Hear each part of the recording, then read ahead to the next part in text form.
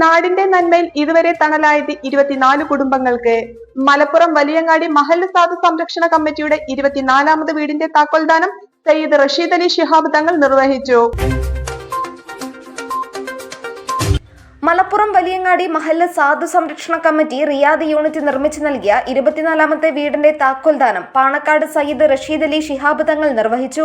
അശരണർക്ക് വേണ്ടി ഒരുമിച്ച് നിൽക്കുന്നതും അവരെ ചേർത്ത് നിർത്തുന്നതും വലിയ നന്മയാണെന്നും ഇനിയും ഒരുപാട് നന്മകൾ ചെയ്യാൻ ഈ കൂട്ടായ്മയ്ക്ക് കഴിയട്ടെ എന്നും അദ്ദേഹം ആശംസിച്ചു.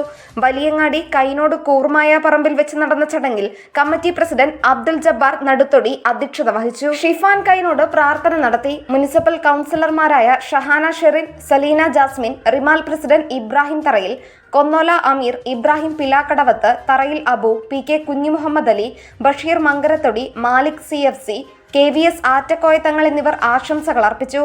Hameed Cholakkal, Majeed Muzhikkal, Nasar Vadakkalathil, Ilyas Varikkodan, Mujeeb M, Shihab Varikkodan, Rafi VV, Shamsu KP, Muhsin തൂമ്പത്ത്, Saleem Chirakkal, PP Kareem, Nasar പറമ്പിൽ, ഉമ്മർ കാടേങ്ങൽ, അബൂബക്കർ കൂരി, ഗഫൂർ KT എന്നിവർ നേതൃത്വം നൽകി.